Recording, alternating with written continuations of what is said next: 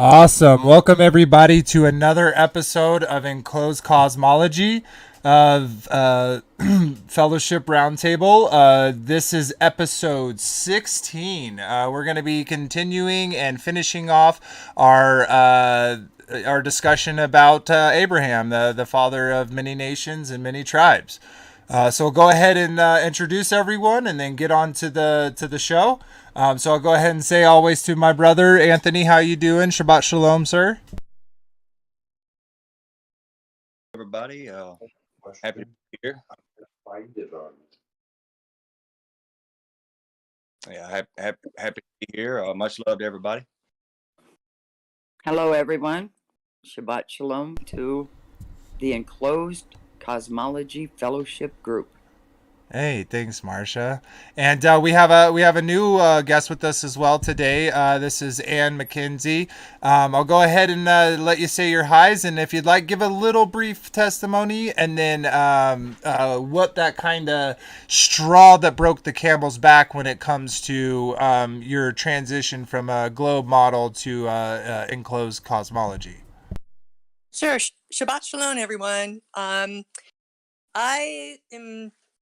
I'm obsessed with seeking truth, and what I ended up doing was going down so many different rabbit holes, probably over the course of, I'd say, close to 15 years.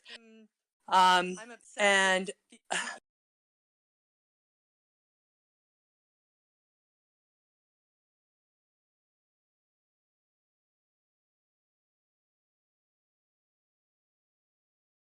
that's pretty much. I really don't want to go into too much more because I don't want to take up too much more time, but thank you very much for having me, and I'm looking forward to this. Yeah, absolutely. And sorry about all the technical, little bit of technical issues that we're having. I can't even say the word. That's how much technical difficulties I'm having. But I think everything is good to go. I think everyone should be able to hear me and see me on both channels now. So sorry to those over at the C.E.F channel. We had a little hiccup. But anyways, I appreciate that testimony. And yeah, we do have a creator, and Scripture tells us right then and there what kind of creation he made. And we think that's pretty important here because it's the stage in which his whole story takes place, and knowing who you are is, I believe, a very important part of your walk in truth. So anyways, okay, well, so yeah, we're gonna kind of continue our discussion about Abraham. Now, those joining us, if you feel like you're kind of behind or whatever, it's fine. We're gonna be reading the scripture and then kind of talking about what comes to our heart about it. And we'll go from there. So before we do go any further, was there anything else that you wanted to kind of talk about, Anthony? Any announcements, anything like that?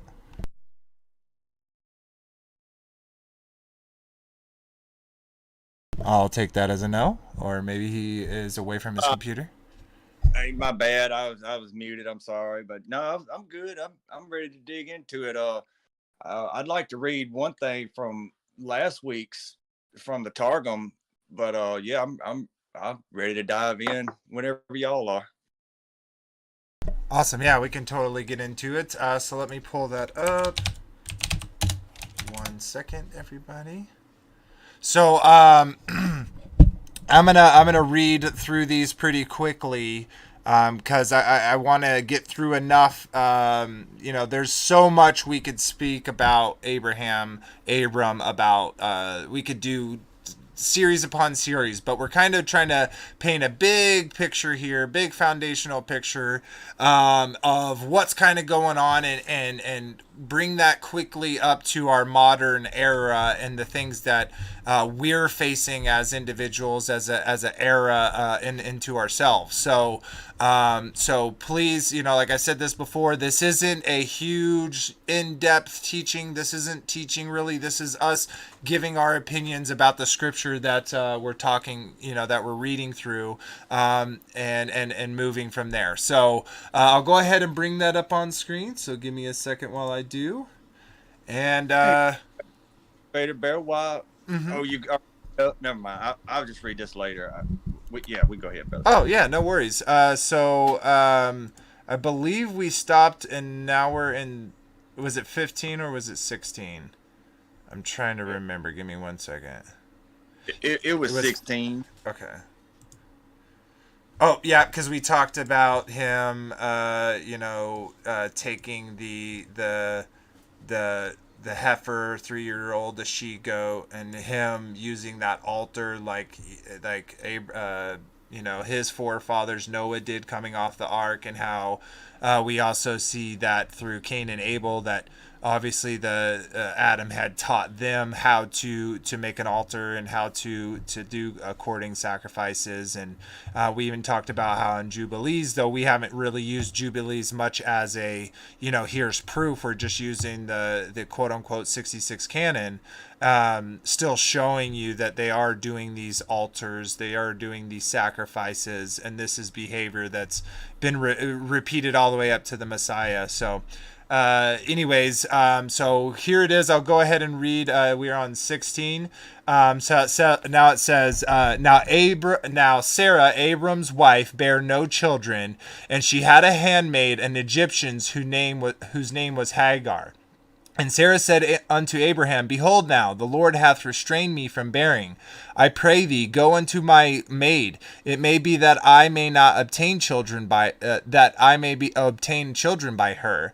And Abram hearkened to the voice of Sarah. And Sarah, Abram's wife, took Hagar, her maid, the Egyptian, after Abram had dwelt 10 years in the land of Canaan, and gave her to her husband, Abram, to be his wife. And he went into Hagar, and she conceived. And when she saw that she had conceived, her mistress was despised in her eyes. And Sarah said unto Abram, My wrong be upon thee. I have given my maid into thy bosom. And when she saw that she had conceived, I despised her in her eyes. The Lord judged between me and thee. But Abram said unto Sarah, Behold, thy maid is thy hand. Do to her as it pleases thee. And Sarah dealt hardly with her. She fled from her face. And the angel of the Lord found her by a fountain of water in the wilderness, by the fountain in the way to Shur.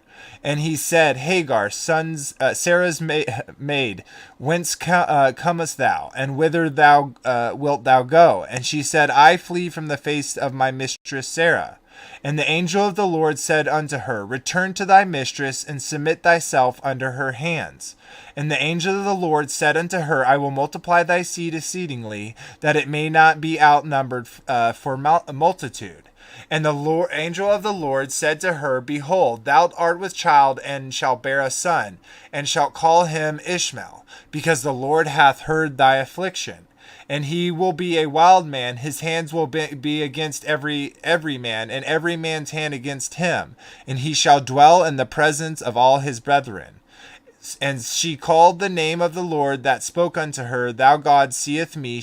For she said, Have I also looked after him that seeth me? Where therefore the well was called Beer-Lathoi. Behold, it's between Kadesh and Bedred. And Hagar bare Abram a son, and Abram called his son's name, which Hagar bare, Ishmael. And Abram was 86 years old when Hagar bare Ishmael to Abraham. So, real quickly, actually, before I move on, what kind of stuck out about that to me, obviously, again, there's tons there, but just like how it was kind of Sarah's idea. And you could tell it was almost like she had felt, angst in herself that she wasn't giving a child to Abram. And then, she went to Abram and like, hey, I got this idea. But she, in her heart was already ready to be bitter and angry. I almost think she knew that she would have a son. Have a son, give him an heir, and that's why she was so hurt, because she was deciding to do it the her way. Like she figured out their issue instead of relying on the father. And then the second thing is just the fact that Ishmael has this thing against him. Like where there'll be this big multitude, but every man is going to have a hand against him, and he's going to have his hand against every man. And that's kind of sad, because it says, because the Lord hath heard thy affliction. Like, he knew what this man would be up against. And still, like, it is the Father who told the presence of the angel of the Lord to tell her to name him Ishmael. So he definitely knew. And I like how, even though there's sin in there, there's also mercy in there, in him, still giving her that promise. You think that that Sarah actually knew or had bitterness already in her heart?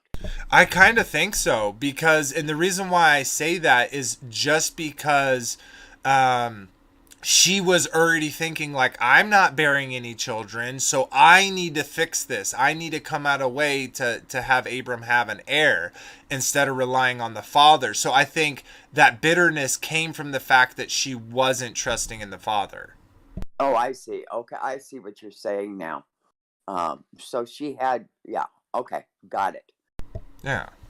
Now I understand. Yeah, I'm sure she did. It's like, well, wait, but they were told by the angel of the Lord that she would bear a child, right? Mm-hmm. Yeah, absolutely. So why? I don't know. So she wasn't trusting in the Lord, of course, right? Mm-hmm. And she was trying to fix the problem herself, which, like, I kind of understand if you were the lady of a man who was as great as he are, like we just talked about him going and getting, like, all these kings are giving him tributes, and he, wiped out all these kings just with his men, and he's only, what it's saying, 46, but when Ishmael was born onto Hagar, but I'm guessing she's similar age, and if you're, a similar aged woman and you haven't given birth by 40 years old, like, I would get the disheartening she felt, for sure. Right. I agree that she just felt it wasn't going to come from her. They were going to get a son, but it wasn't going to be coming from her. So that's why she fixed it herself, which turned out to be the wrong thing. Mm-hmm. But God really, I mean, he blessed everybody there. It wasn't Hagar's fault. It wasn't Ishmael's fault. It wasn't, Mm-hmm. And that's pretty cool. Like, I'm pretty sure Ishmael was told that, no, like the angel of the Lord, like, came and told me that Yah is naming you Ishmael. Like, that's where you got your name. Like, that's pretty cool. It sounds to me. I'm sorry. Go ahead, Raider. I thought you was through. I was. Go ahead. It sounds to me like Sarah set the whole thing up. Sarah got mad at the works of her own hand. And then later on, we find out that Abraham sort of gets in trouble for hearkening unto Sarah, to listening to Sarah. I mean, it's pretty much the same thing that happened in the Garden of Eden with Adam and Eve. Exactly. Adam didn't get punished for eating the fruit. He got punished for to his wife. Yeah. So maybe the Targum can kind of things up about it, though, if y'all would like me to start reading, or whenever y'all get. Were you planning to read that same whole chapter? Like, yeah, it says a little differently, but I kind of feel like it's a little more. If you wanna, if just to kind of save so much time, so we're not reading a chapter 2 times every time we read it. What is there anything in particular, like, that it says, like, kind of part you want to focus on, as opposed to reading the whole thing again? No, that's all right. That's all right. Okay, yeah. If you don't think you can jump in here for a second. Yeah, absolutely. Didn't the angels that came to Abraham, didn't they come after Hagar conceived and had a son? Wasn't Sarah's response in the kitchen after hearing them, didn't she laugh like, yeah, right, I'm too old?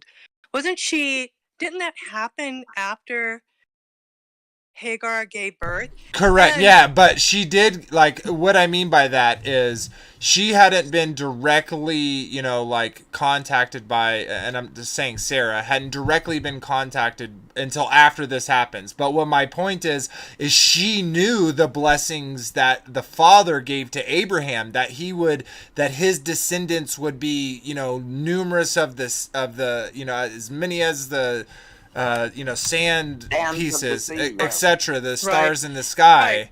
So But that's Sarah how wasn't she. conceiving, so Sarah was thinking, because I believe too, like you guys, that Sarah took it upon herself. So I think Sarah's thinking, okay, well, it's not happening here. So somehow we have to, I have to make this help Abraham make this happen, and Exactly. and and offered Hagar, and like Marsha was saying too, I really think poor Hagar was a victim kind of through all this. But I also think that once she conceived, kind of got a little flippant, and it.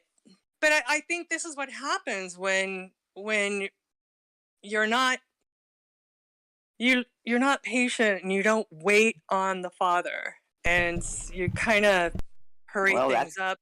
Then that is what the story shows. Oh yeah, yeah, over and over, and that's just like as Anthony was saying, it's very similar to the garden, right? Like Eve had like an idea of what was better, and so she did it, and then it went down to Adam, and so right. But obviously, that's not all the fault of Eve. It's not all the fault of Sarah. I feel like Sarah was definitely under a lot of pressure, right? Because of this huge blessing that was put upon her husband, and she's not conceiving children.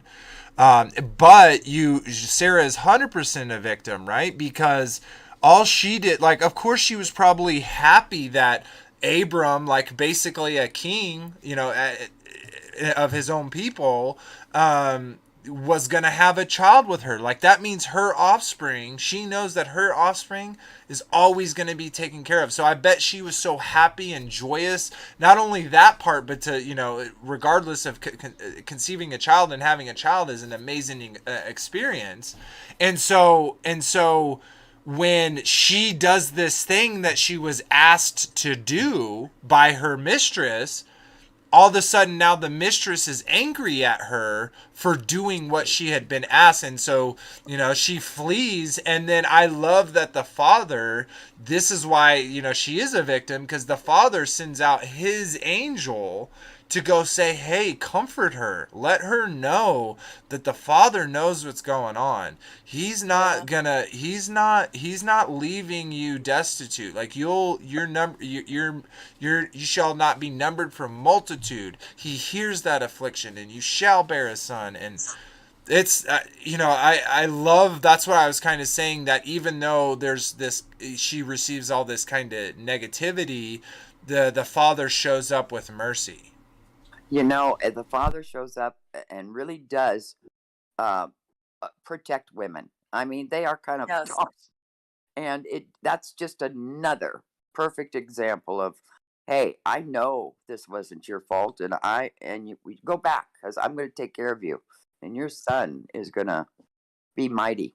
He's going to have his own nations, even though they were the Arabs. Didn't that turn out to be the bad part? Yeah, well, and it kind of says, like, every man shall have his hand against you, and you and against every man, right? But I Right. guarantee, like, I've met tons of Muslim men that keep Torah way more than any Christian typically does. You know what I mean? Yes. Like, they are very, like, those type of, like, rules are very important to them. Right. So anyway, Right. so we could keep going on there. You said that you wanted to read out the chapter in the Targum. So if you'd like to go ahead and do that, Anthony, the floor is yours. Well, I don't have to go back and read chapter 16 in the Targum. We could move on to 17, but I do recommend that, if anybody's interested, to kind of look over what the Targum does say in it, and see if it makes any better sense to them. If they have any questions about that chapter. Sometimes it helps, sometimes it doesn't. But Okay, we'll move on to 17 then. Alrighty, yeah, no worries. Let me pull that up on screen for everyone. All right, so well, this. if you Oh, go ahead.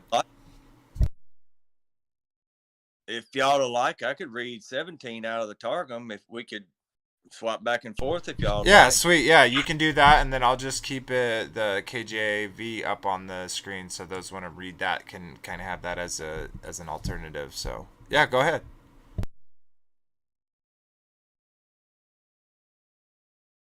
All right. It says, this is from the Aramaic Palestinian Targum.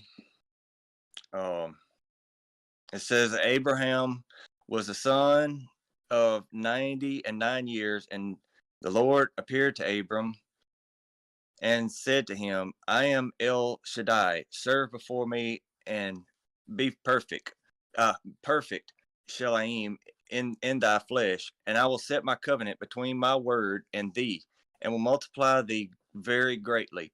And because Abram was not circumcised, he was not able to stand, but he bowed himself upon his face, and the Lord spake with him, saying, Behold, I have confirmed or divided my covenant with thee, and thou shalt be the father of many peoples, and thy name shall be no more called Abram, but Abraham shall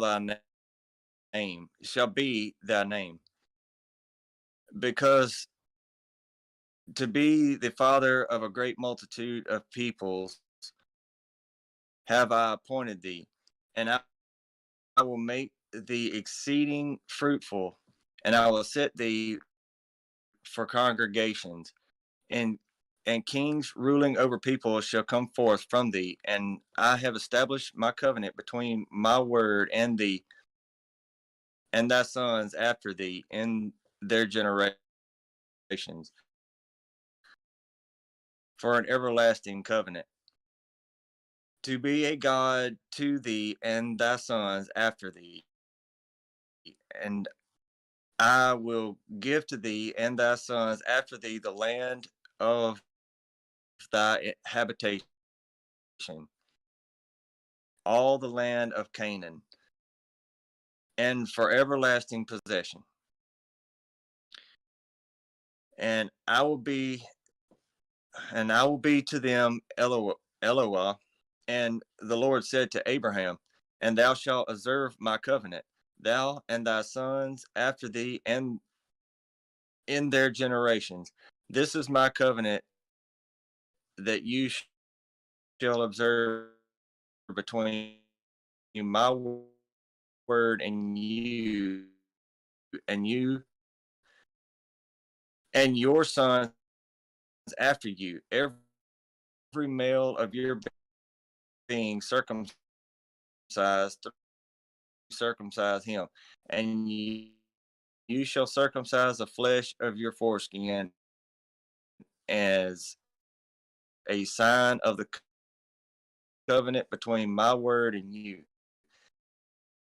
And the son of 8 days shall be circumcised among you, every male in your generations.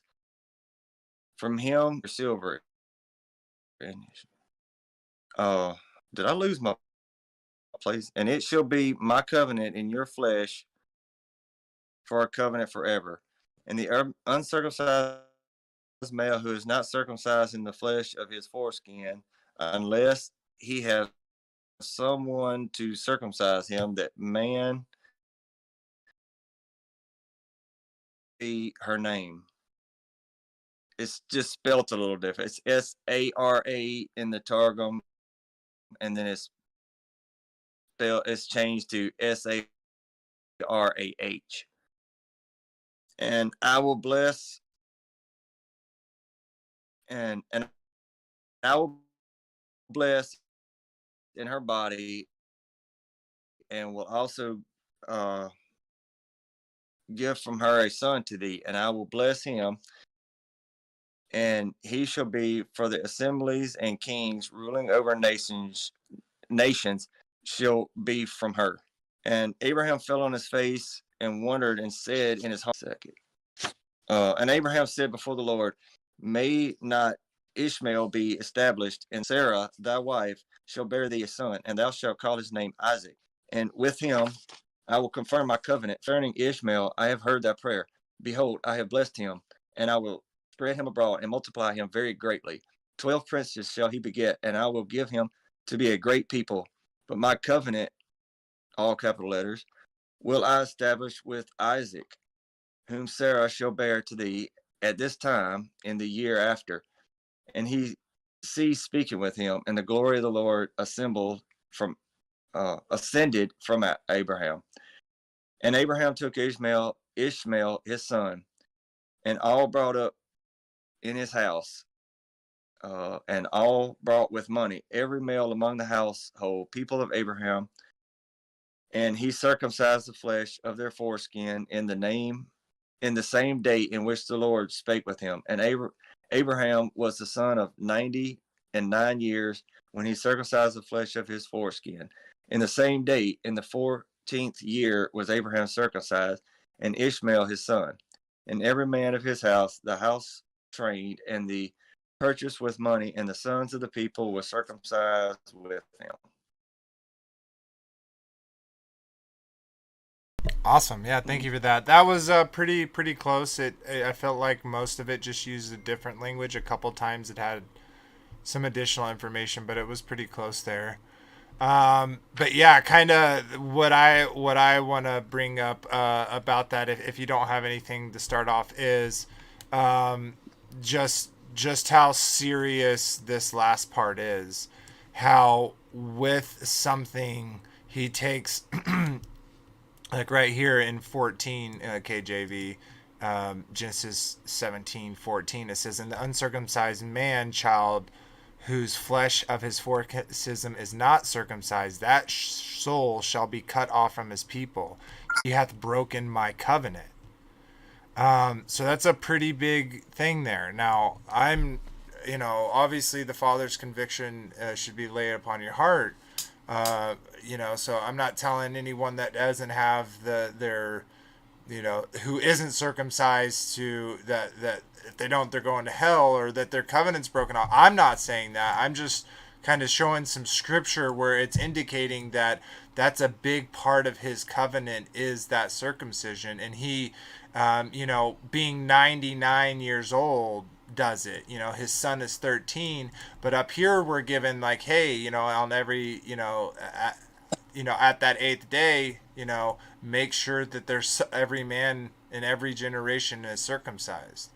So, yeah, it is very important there. But I love how, secondly, we get that. We get, even though, Sarah's heart broken and she's bitter from Ishmael and Hagar, she not only gets a new name, right, but she also is, told like, hey, you're going to have a son and his name's going to be Isaac. So I think that's really awesome.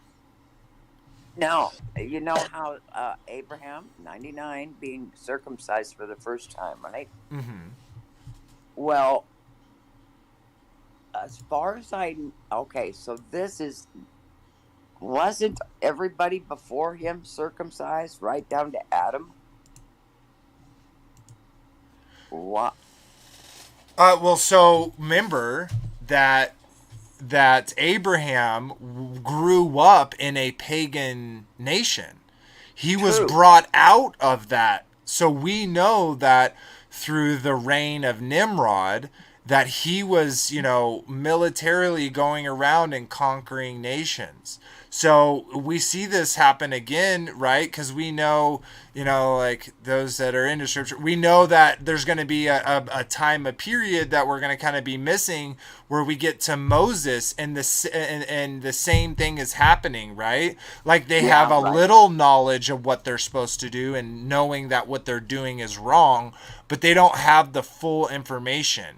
And so we Right. get another presence of the Lord that is then telling him to do all these things again. Now you must be circumcised. Yeah, because it was. I mean, you can't even go to the feasts without. You can't be at Passover. Of course, this isn't. Without having.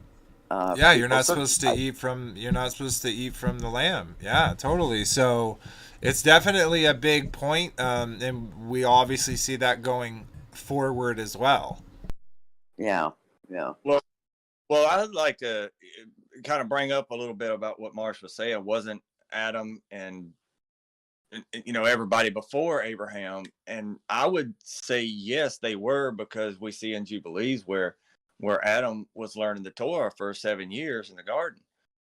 But He might have also not. I don't know. Might have been already circumcised when he was made. I don't know.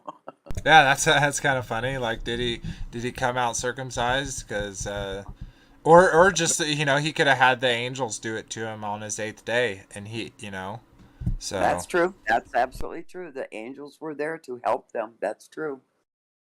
I And the think angels were circumcised. Yes. Yeah. I think maybe that actually took place after the eating of the fruit of the tree of life. Actually, however, when we see what Abraham was doing, I mean, he was making altars and keeping the Torah all before this. But Yeah. getting in chapter 17 is y'all saying, look, there's gonna come a point where you got to be circumcised, And no one was told to be circumcised prior to that. And see, this also goes with the book of Galatians, what Paul is trying to tell people. Yes, you have to be circumcised, but that's just not the most important thing to do right this minute. No, So it isn't. But for priests, it is. Mm. To be, Abraham was a priest, right? But that's what we see Abraham doing. He's basically waiting too long. He's 99 years old. Eventually, he's going to have to do it. Well, I guess my question is to be a priest and to that you'd have to be circumcised and to do the feasts or whatever. And so if otherwise waiting isn't an option. So I'm confused too. I didn't. Where does it say that he was 99 before he was circumcised? It says it. I'll bring it. Right there in the chapter. Yeah, I'll bring it back up on screen. Oh, okay. Thank you. Yeah, no, my pleasure. Give me 1 second. When Abraham was 99 years old, the Lord appeared to Abraham and said to him, I am Almighty God, walk before me and be blameless. But see, that's the thing. He's 99 years old. He's getting to be old in his days. And Yah appears to him and says, look, you're keeping my commandments, but you still gonna have to be circumcised. And that's when Abraham said, you know what? And then that very day is when he got circumcised. He didn't falter. He didn't tally. I understand. I'm sorry, I can't see the screen. So what are you reading from? Yeah, sorry. Yeah, it's Genesis 17:24, and it says, and Abram was 90 years old and 9 when he was circumcised in the flesh of his foreskin. Oh, okay. It also says verse 1, the very first line in chapter 7. Yeah, I guess my point is before Abraham, either just like Cain was not killed because of killing Abel, because that law hasn't been brought down for them to live by yet. No, I don't really see it like that. See, what I think it is I think it's lost over time, because each of these times, these gaps in between, are happening like when you have like for instance, pre-flood, you have the angels and their offspring, the Nephilim, conquering the entire world, right? So they're going to get rid of that stuff, and then you, after the flood, you have Noah, like, who had talked to the Father. He came out and Now, it's not like specifically going in and saying they were circumcised, but I don't necessarily think it needs to happen. Like, I think that Abraham and Cain and Abel and Adam could have totally been circumcised at a point in their lives, like when there was understanding.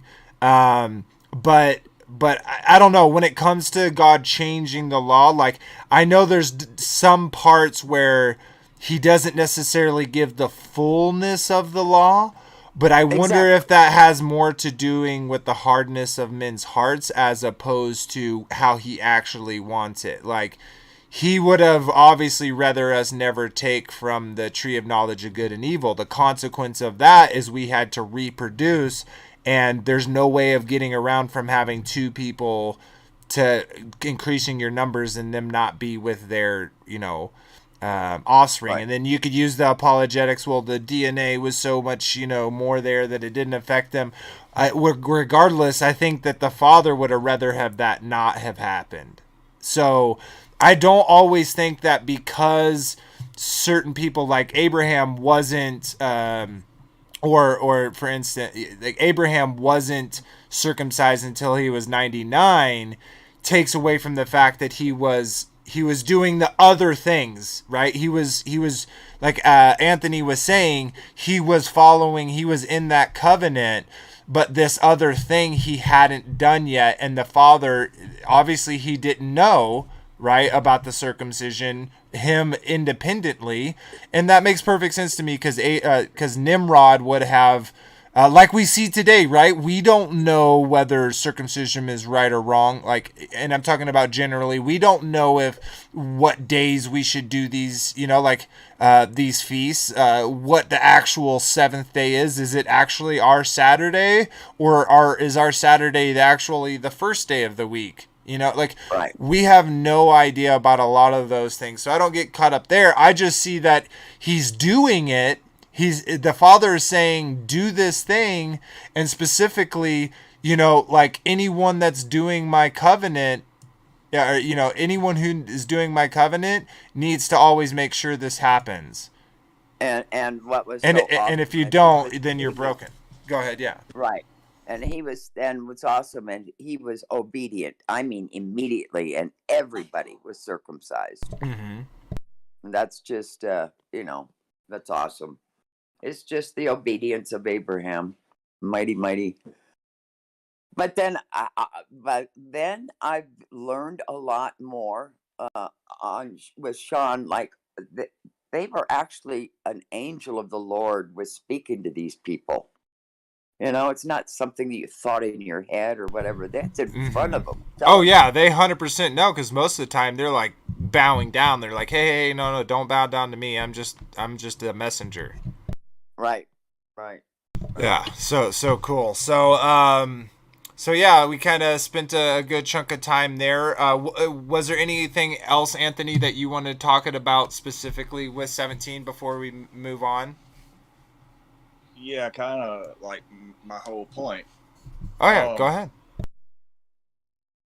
Now, I kind of gotta reiterate what I was talking about is we know that Adam was circumcised in the garden. Now, whether it was before the fall or after, I don't know. I can't tell you. I haven't read anywhere where it says it. Okay, so this is actually some of the first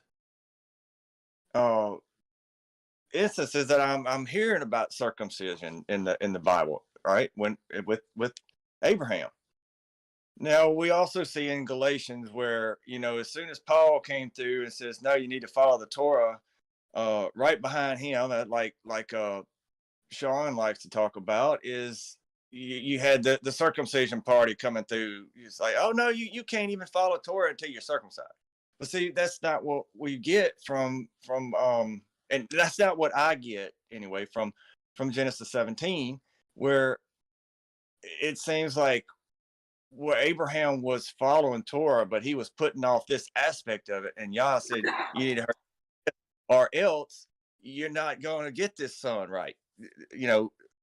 I haven't given you a son basically because you aren't circumcised yet. and we're going to see that later he has a son after he's circumcised, right? Now, I have an opinion. I know y'all don't agree with me, but I have an opinion as to why Abraham had to be circumcised. Now, in the garden, when the three were brought to judgment, the serpent, Adam, and Eve, it says in the Targum that the serpent had to cast his skin away every 7 years, and he had his legs cut off. Well, it also says that Yahuwah covered the bodies of Adam and Eve with the skin of the serpent. Now, and you think, just kind of reason with me just a little bit. I'm trying to be just as G-rated as possible here. You would think that if Yahuwah is fixing to put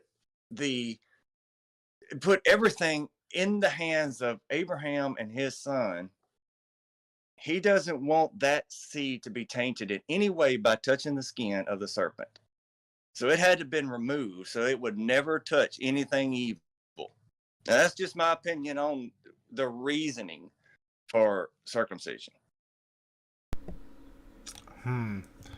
Well, I guess I don't really get what you're saying, but what about all the angels? How does that apply to them? I mean, it doesn't. I think they were created circumcised myself. I do too, but they're circumcised. I do too, but see, I think that when the unfallen body of Adam and Eve, when Adam was covered by the skin of the serpent, his body became like not light bearing. It lost its light. But when I just want to clarify this for myself and everyone else. When you say the serpent seed on Adam, you're talking about physical actions that the serpent and Adam and Eve were all taking together at one time. And I can't get behind that because I don't see that in scripture. You have to read into things. I'm not talking about serpent seed at all. I'm talking about the skin that Adam and Eve were clothed with before they were cast out of the garden. It was the skin of according to the Targum. So where did you read that? I've never heard that. That's fascinating. Where did you read that? You said they were covered with the serpent skin. Yeah, so I don't get how you're equating the serpent shedding its skin, that going onto the people, and that equaling circumcision. Yeah, I don't understand that. And I've never. I mean, I could be totally wrong, and I'm not saying that I read the book cover to cover and understand everything that I've read, but I that's something I would have never forgotten. That's pretty bold. Well, check it out. What it says. Well, first of all, I kind of need to kind of stay on track here because it's a little difficult to explain. But it came from the Targum, from the Aramaic Targum. It says, and this is when he's judging the three. Okay, and the Lord God brought the three unto judgment. This is Genesis. What is this? Chapter 3. This isn't versed out, so I don't know what verse this is or nothing. But Yah brought the three unto judgment, and he said to the serpent, because thou hast done this, cursed art thou of all the cattle and of all the beasts of the field. Upon thy belly thou shalt go. All right, now here's where it says this. It says, and thy feet shall be cut off, and thy skin shalt thou cast away once in 7 years. And the poison of death shall be in thy mouth, and dust shalt thou eat all the days of thy life. And I'll put enmity between thee and the woman, and between the seed of thy son and the seed of her sons. Now, it says, and Adam called the name of his wife. It said, all right, right here it says, and in the same chapter, okay. It says, and Adam called the name of his wife Hava, because she is the mother of all the children of men. And the Lord God made to Adam and to his wife vestures of honor from the skin of the serpent, which he had cast from him. And upon the skin of their flesh, instead of the adornment which had been cast away, he had clothed them. Okay, you're reading from the Targum. I don't read the Targum, so I've never heard the story. Yeah, all the Targum is, well, there's two lines I think, that it's like the direct translation or it's the interpretation of another. Now, we say here, like, Anthony likes the Targum, I like the King James Version. I know that everything has been grabbled, guys. We know that. That's why we use multiple translations in our own reading, in our own research. You know, this isn't, again, a comprehensive, you know, this is a table of people throwing ideas, puzzle pieces, and seeing if they fit or not. We're just iron sharpening iron, and that causes that you need heat, friction, and the removal of material. So those watching, just, you know, keep that in mind as we go, and those that come and watch it afterward. Well, I want to just, you know, make it clear, you know, I love the KJV also. There's lots of translations I love. I just try to read lots of different ones is all. Oh, for sure. Yeah, it's just that so it's something I'm just now hearing is all I'm saying. Yeah, this is all new to me too. If I could say something there, I think what Anthony was getting at is the promise of God was over the seed, and that the seed not be corrupted by the flesh, as it passed through the man into the womb. And I think that's what Anthony was getting at there. That's exactly what I was getting at, because it's talking about Isaac. But my question, the connecting question that I asked before, is how does the skin of the serpent that is put upon Adam and Eve connect with circumcision? Did, like, when he put on the clothes, all of a sudden his foreskin started growing? And that's like that's the only connection in my mind where how those two things would be together. The skins, the flesh that we're clothed in, was like corrupted by the serpent. You know, that as far as the Targum goes, it was the serpent skin that was shed, that the skins were made. But still, how does it connect to the circumcision? That's I'm just saying that's according to the Targum. You know. No, I know. Why wouldn't the father say that? Why wouldn't the father go, Abraham, you have to go circumcise, get rid of that snake skin. Yeah, it's got to go. It doesn't make any sense. The father would have the father made us. He created us. He didn't create us, and then the serpent adds snake skin. I'm sorry, I just don't. It doesn't make any. It's not logical to me. I understand that. All flesh has been corrupted. Like even in the time of Noah's, you know, through all that, you know, it said all the flesh was corrupted. Well, but we know all the flesh wasn't corrupted because we have Noah, though, right? Mm-hmm. Right. And then after Noah, somehow the DNA or whatever got passed, or maybe it was from whatever, but there was giants again in the land, and somehow that corruption came through the flood. And then there was intermarrying of tribes and all this stuff, you know. Right. Explain Yeshua to me and how he was circumcised. The most perfect being. Well, that was man. Why was he circumcised? How could he have possibly had the skin of the snake on him? There's no way. No way.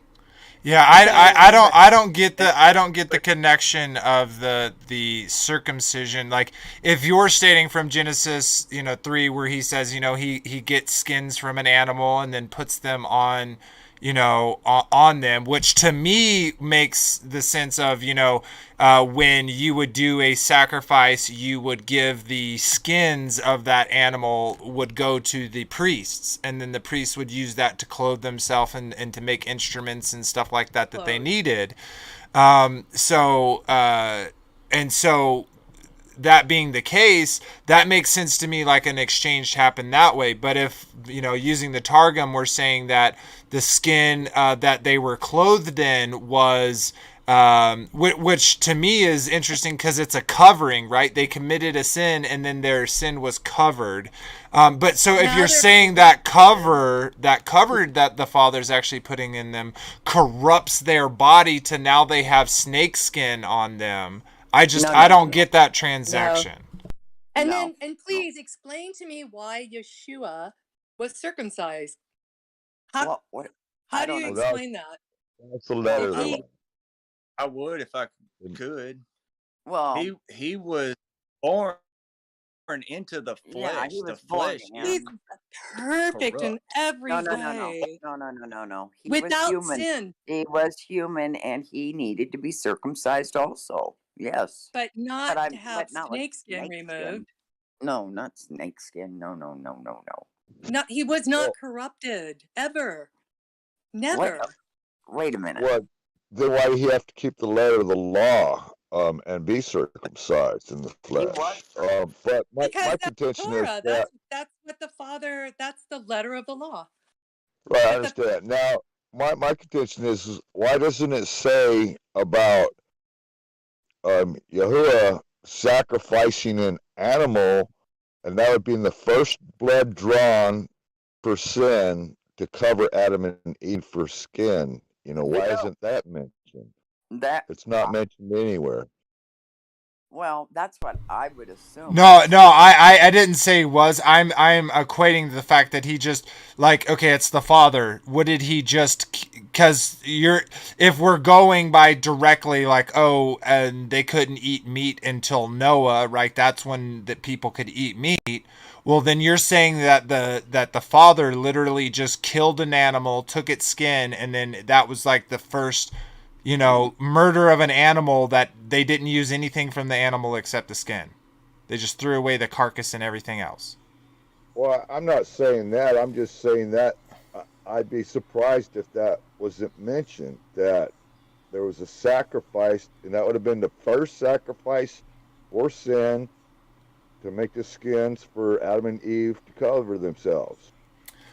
That would have been the first bloodshed.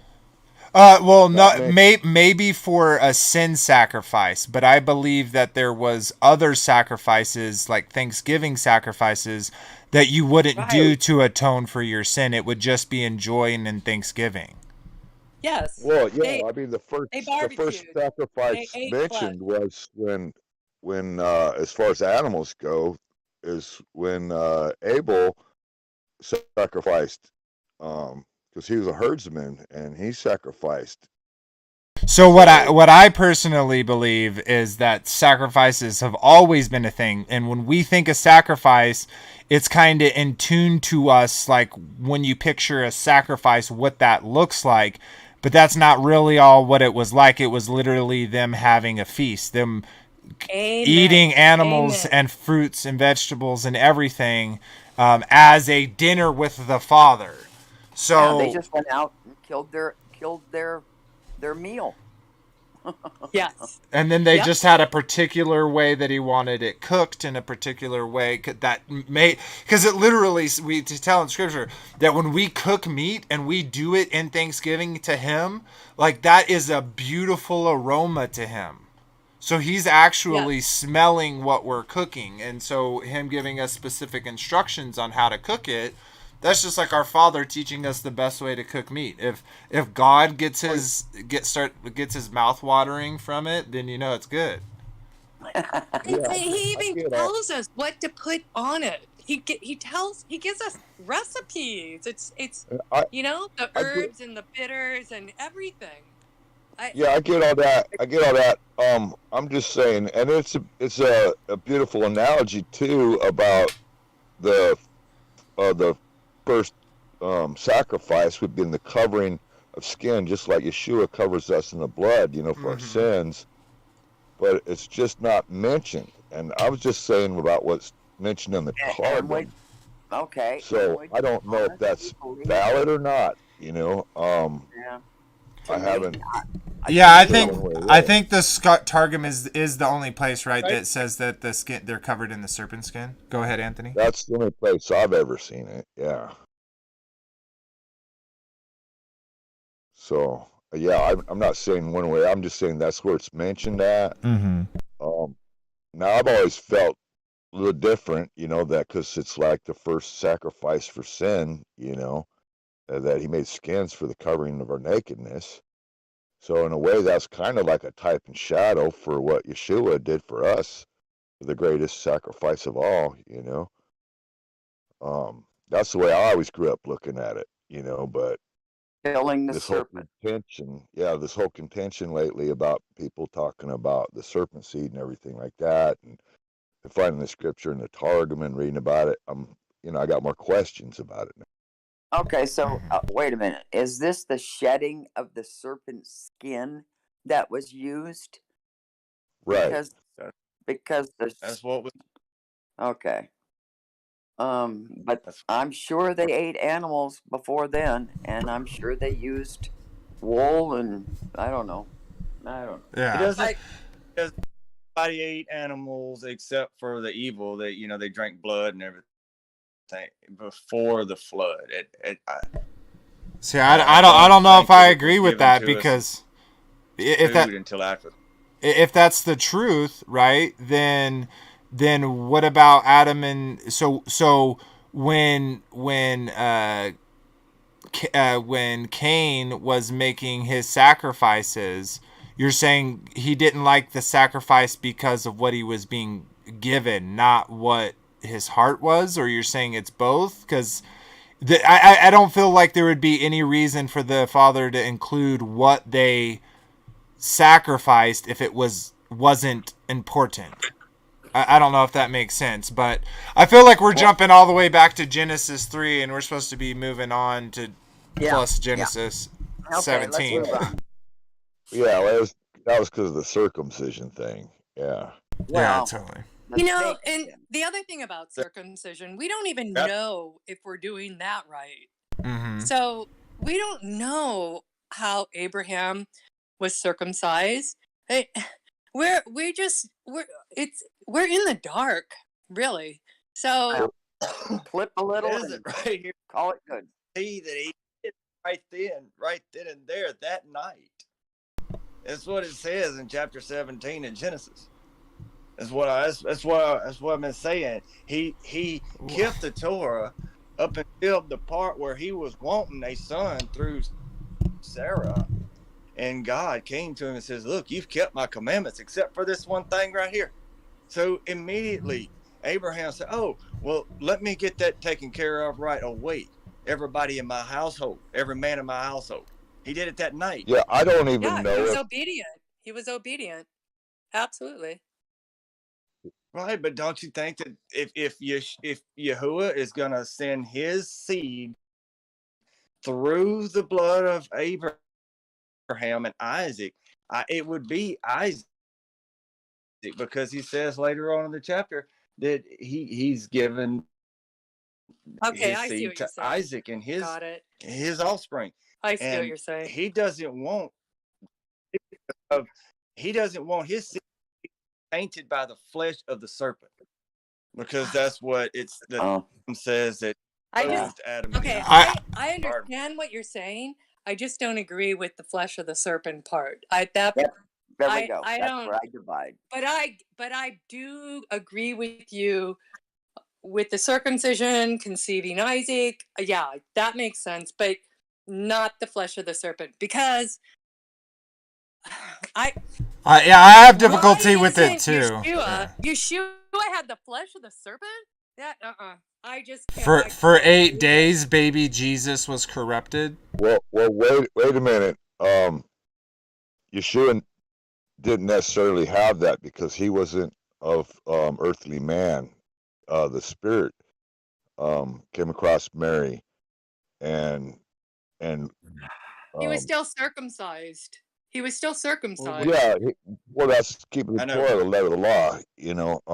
But yeah, he didn't necessarily, his flesh wasn't necessarily corrupted. No. Because it wasn't passed, through the flesh.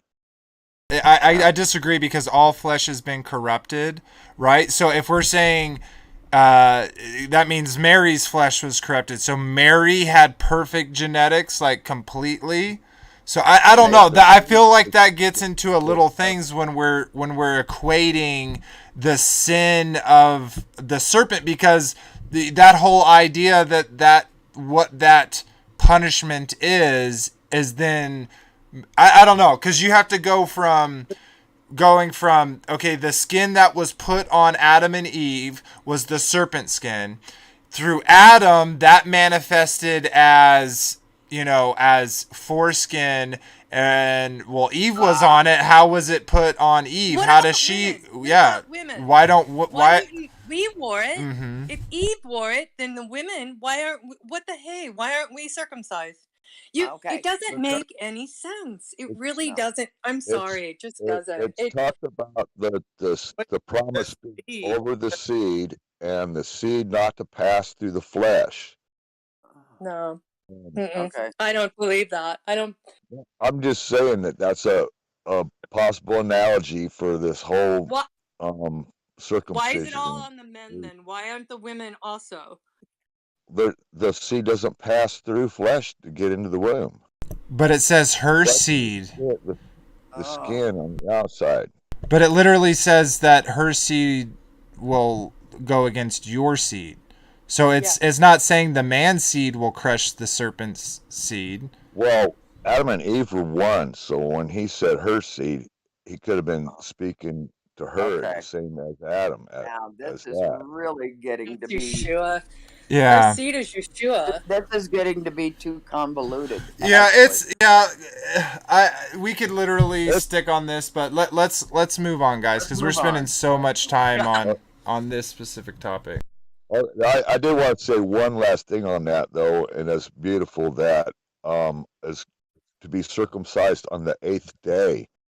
And I've heard that the child has more pain-inhibiting endorphins on the 8th day than it ever have in its life. So it's a bit of mercy right there. Yeah, not only that, that's actually the day when your body has had enough light from the world for you to produce vitamin K on your own, so you don't bleed out when they do the circumcision. Right. Yeah. So it's a pretty cool thing that right there and that. Yeah, I like And- seeing and not only- scientific of it. And not only those two aspects, is I personally think that the body of Adam was created on the 8th day as well, and I think that has something to do with it also. Huh. Okay, let's move on to 17. Yeah, absolutely. Okay. I think it's actually 18, right? Yeah. Oh, 18. Yeah. So we're kind of getting to that point where, like, we could keep reading into this, because Abraham's story has gone pretty far, and it goes pretty far. So we could continue reading this, but what I want to do is skip a little bit around for the rest of what happens. Unless you specifically, Anthony, have a chapter that you want to read. I kind of want to use the rest of the time to kind of sum up what we've been talking about Abraham as a whole, and then just have discussions about that. What do you think about that, Anthony? That'd be fine, but I'd like to kind of go back on what I was talking about earlier. Something I wanted to read. Oh yeah, go ahead. Before we, I thought it was pretty interesting from the Targum. But this is back in chapter 14.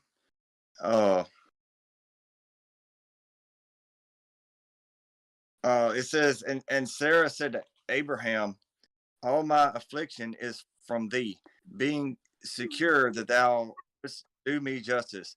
I left the land and house of my father and came up with thee to a foreign land, and for as much as I was not able to become a mother, I set free my handmaid and gave her to lie in thy bosom, and she seeth that she had conceived, and mine honor is despised before her.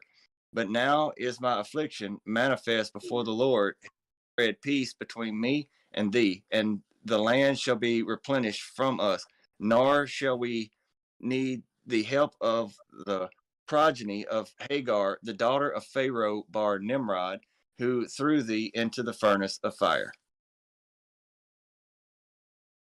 That confirms the furnace of fire that Abraham was thrown into by Nimrod when he destroyed all the. What were you reading out of there, Anthony? That's in the Targum. That's in Targum. Okay. Yeah, that's Genesis.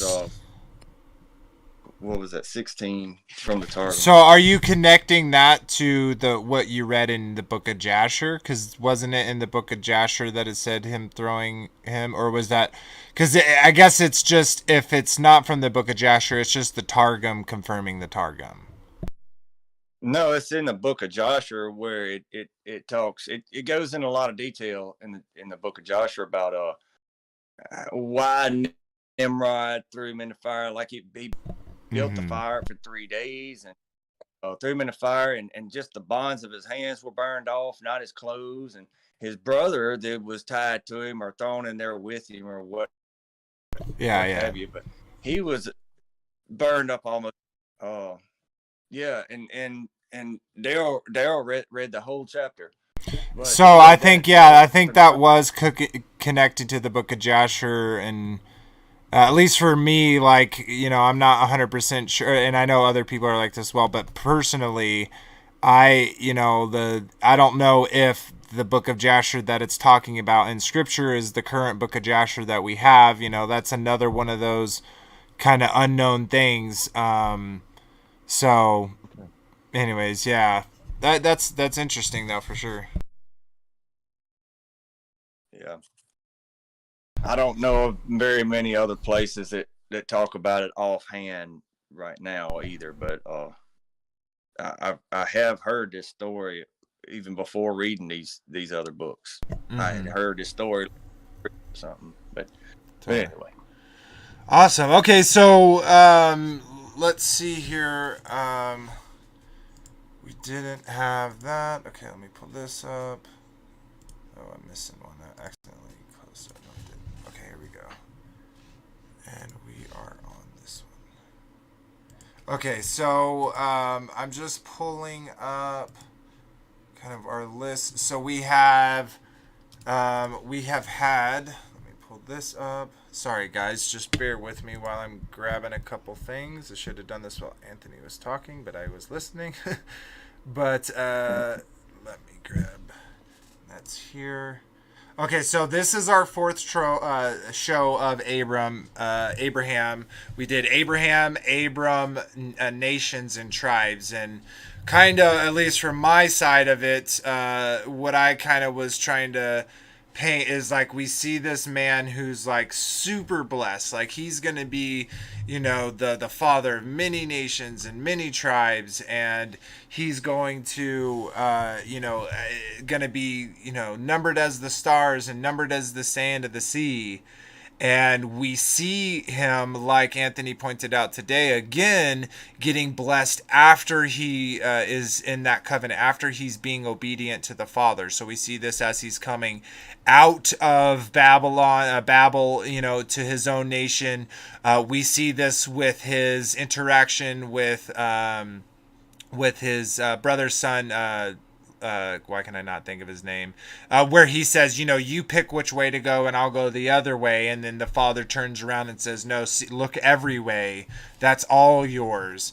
And then we see it here that, like after he, he's having this whole life, he has no children, and then he has a child, and then this isn't the promised one, you remember? And then he learns of the covenant behavior of circumcision, and then he gets circumcised, and then he later goes on to have Isaac. So we see this like build up of him doing things and being blessed from it, and doing the same behaviors that will later go on to talk about through Moses and Yeshua himself, and how they were participating in these same behaviors and they were blessed accordingly.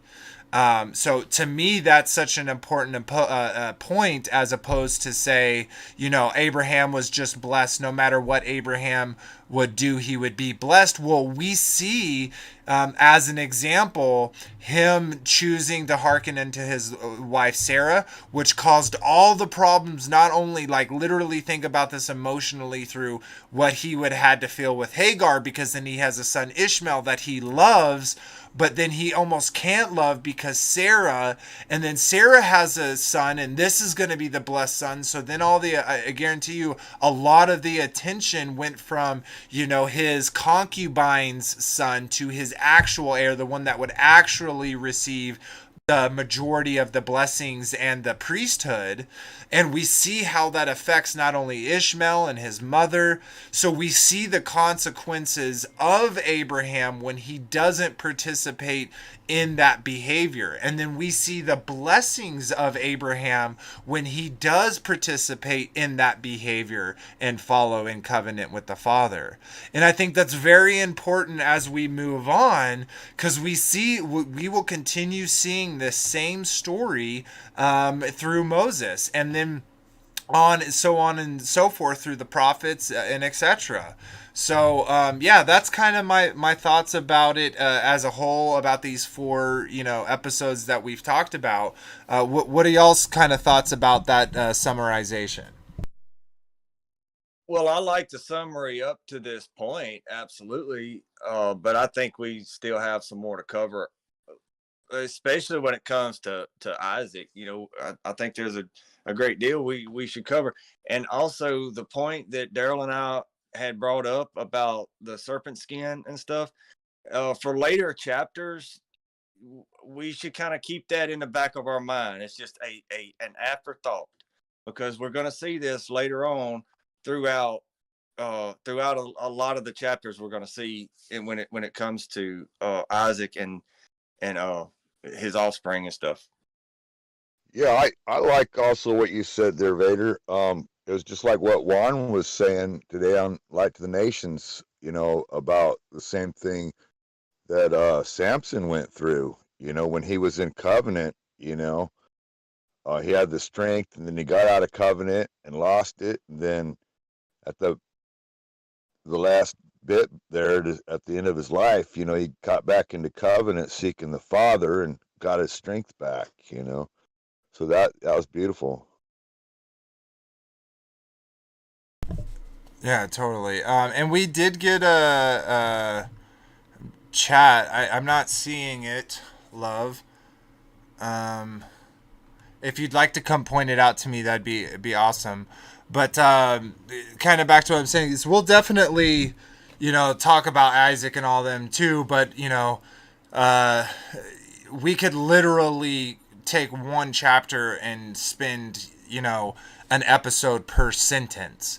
But I don't really know if we'll spend 4 episodes, on Isaac, but there's definitely some points we need to cover before we do move to Moses. Okay, I'd like to welcome BV on there. I see he's on live with us. Shabbat shalom, BV. Hey guys, how you guys doing? Shabbat shalom, BV. Been a while. Sorry, been away. Been busy trying to take care of things. That's okay. You guys know how it goes. It's good to see you here. Right, but Miss you guys. To what you were saying, brother, is there's just a few things that I'd like to cover up before we get to moving too quickly into Moses. When it comes to Isaac and everything, I'll try to cover them quickly though. But anyway, one other thing is, before we end tonight, there's something else I'd like to read out of the Targum that I had brought up several times before, but I just ran across it the other day, and I wanted to read it. But anyway, that'll be it towards the end. Awesome. I found it. Sean from Kingdom in Context. He said, consider the idea Genesis 3:15 is speaking of the serpent's children, who those who do his behavior, versus the women's children, those who do the behavior of the mother Jerusalem above, i.e., Yeshua the Father. So that's at least how I interpret it. I don't really think it's connected to biological, but thanks for that that comment there, Sean, and shout out Sean. Those who haven't heard of him, most likely you have. If you haven't, go check out Kingdom in Context. He has literally 4 years of so many important topics that are, in depth. Like, we're skimming the top of this. We're, just looking at it, quickly, whereas he goes into it very intimately and shows you the connections all back and forth on a very, very, very great level to learn from. So definitely go check him out. But other than that, we can kind of go on from there. Okay, I wanted to also mention that Sean Griffin also has Kingdom Cast with the I forgot how to say the Babylonian The Mystery Babylon series, yeah. Yeah, that's worth checking out too. Definitely. Oh yeah, definitely. Thanks for that. That's like one of my favorite series that he does. So thanks for that, brother. That's on Kingdom Cast. Yeah. While checking that one out, just keep your 5-point seatbelt on. Also, an extra 6 hours if you buy his thumb drive. Oh yeah. How about that? 6 hours we haven't heard, guys. Awesome. So yeah, I don't know. I think Abraham is a great representation, of the father taking someone, because he was his father, his bringing ups were pagan origin. He was worshiping the same gods that that they had been, pre-flood and during Nimrod's time, and he came out of that, and so he made a nation, a Messiah, the nation, the tribes, that the Messiah would come from through the origins of a person who grew up within the worldly thing and brought him out and covered him and blessed him. And I think that's so important because it shows again that we are grafted into his kingdom by our behavior. And obviously we have a lot of sin in our lives, and thank the Father that he sent his, one and begotten Son, that he would die for us, that none shall perish and all shall come to the glory of him, of the Father. And that's why we're able to live like Abraham lived. He lived 99 years before he was circumcised, which means he wasn't keeping it all, but he was still being blessed throughout it. But there were times that the Father came to Abraham like he comes to us, and he puts upon our hearts, hey, this thing, you need to really focus on this thing in your life. And for some men, I've definitely seen it as I came into, looking at Torah as instructions from the Father into this community, that there are men that are, much, much older than a baby, than 8 years, 8 days old, that are getting circumcised. And like, that actually sings to my heart, because I was circumcised as a child, so I never had to make that decision, and my sons are that, and I do that because he's commanded, on the 8th day, do your son, but looking back at it, I'm thankful for that blessing, one thing that I didn't have to struggle with. And to those who do struggle with that, the men out there that do struggle with it, that whether you're in chat now or later, don't take this as us saying you got to do this thing or you're bad. Go to the Father for these things. If it's weighing on your heart and you talk to the Father and he puts it on your heart, then hallelujah, amen, that he would bring you closer to him. That's all that we're talking about here.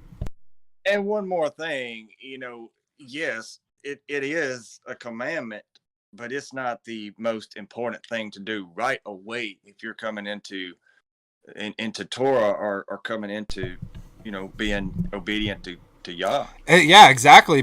And we even see this. What does it gain a man to be circumcised if his heart's not circumcised, right? It profits a man nothing if he's physically circumcised, but his heart's not circumcised. So, Yeah, that's always an important point, and that's where we're not here. We're not a letter of law. We think we all here, I would assume, hope that we can do the letter of law to the best of our ability with the knowledge that we have, but we also have that mercy knowing that the Father knows us. He knows that we're trying. We knows that our heart is, and that's all we can ask for, really, in my opinion. You're right. I mean, the Father knows our heart, and that's it. Things are usually, it boils down to a heart issue. And the other thing about being circumcised, if that for I don't know how many years, you know. You're breaking up a little bit on me, Marsha. I don't know if it's you or me or what. Uh-oh. INT. Just repeat what you just last said there. Oh, other than I just said, every boy has been circumcised in these hospitals. Very few don't get circumcised. So what good is that, you know, to be circumcised? Exactly. Mhm. Exactly. Yeah, exactly. No, like we're if all- I we're if all- I we're all learning. We're all doing the best we can. It's all a learning process, and so I'm with you guys to put an emphasis on circumcision before the Father has placed it on your heart. You know, I mean, many of us are on this walk, and many of us are in different places on the walk, and I think that we need to encourage each other to continue. I don't know what that is. I'm not blowing my nose. I think we need to encourage each other and understand that we are all in different places on our walk. And Exactly. yeah, because I feel like a lot of we've like even unintentionally we've said a lot of divisive things, right? And our goal here isn't to come to this table and to beat each other down because we disagree on things. But of course, if there's a disagreement, that is important to someone, they're talking about. But what I feel like Anne is saying is we're all on this path walking to the Father. We shouldn't turn around and yell to people saying, "Hey, you're not where I'm at," or the people in front of us. We don't yell up to them and say, "Hey, you've gone too far." Because we're all on this walk towards the Father, and we're all at different stages of it. And some of us are going to get stopped at barricades that the evil one places in our way. A lot of us have been caught up on those controversial issues, the Trinitarianism, the supersessionalism, the agerism of all these different ideas, preterism, etc.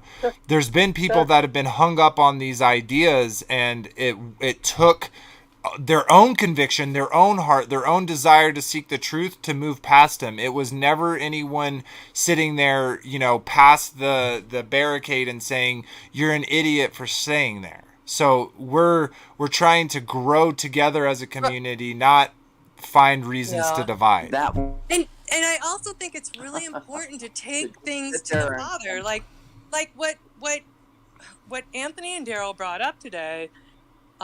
Regarding the snakeskin and what have you, I'm taking it to the Father. I'm going to ask him to show it to me. I mean, if that's really the case, I want to know. So I think it's important that the community also understands that you can't take everything word for word from a human, a person. You need to take it to the Father, and ask him. Ask him to show you, and he will.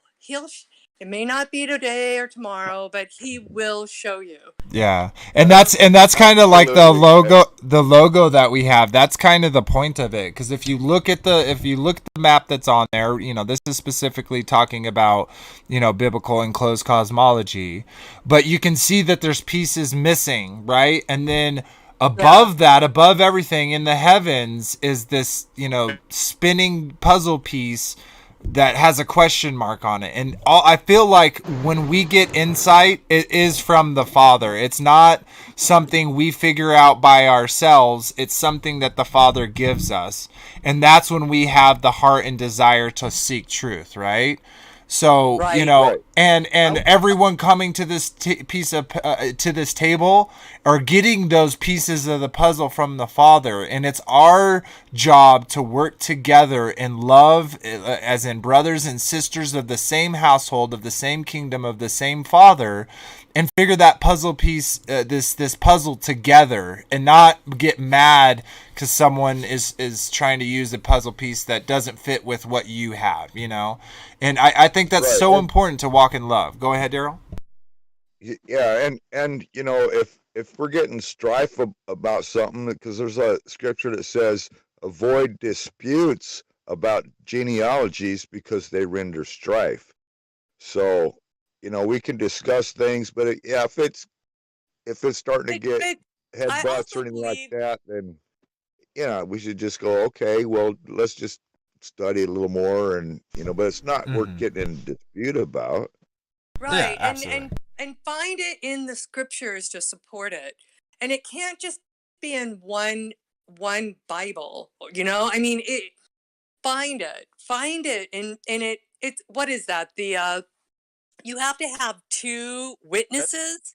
I mean, That's was going. we have to be responsible for what we're for our fruit. Okay, so when you're bringing fruit to another, and you're asking them to believe it, No, we're you bringing pieces. We're you bringing. have to be responsible. Wait, I'm not done. You have to be responsible. You have to find the two witnesses. You can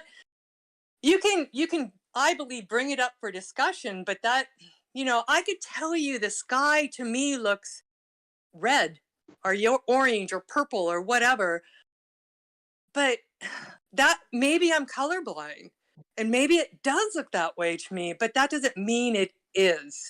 So I think it's really important to be responsible and to really seek out the truth, yes, and to make sure you have the two witnesses. No, and I totally get what you're saying, right? But what I will say is if I had to take responsibility for all the things I said, well, I feel shame for it. I honestly do, because like back in the day when I used to believe in a globe model, I would say things to, because I knew all the numbers and all the constellation, and I would say to nieces and nephews or kids, and be like, if you had a stick long enough, you could poke the moon. And but then I would use the globe model as apologetics for Christianity. I would say, well, if the Earth was, if planet Earth was 1 mile closer, it would be too hot, or if it was 1 mile further away, it'd be too cold. It's in this perfect position within the solar system. So we all learn. We have all said things that were incorrect. Like we all maybe said that JFK was killed, but now we realize there was nothing like that ever happened. Or name your topic. Right. I don't think it's always a problem to talk about it. I don't either. I don't either. I think it's important to have an open discussion, but and that's how I learn too. I mean, that's the way I learn. So but I want that person making a claim, when I'm saying it's not logical, explain it to me. Help me understand it. And when I'm bringing up points that don't make sense, like, okay, I'm going to bring up the snakeskin. Like the snakeskin, and how, Yeshua, explain it to me. It just, there's nothing biblical that, in my opinion, that it supports the snakeskin on Yeshua.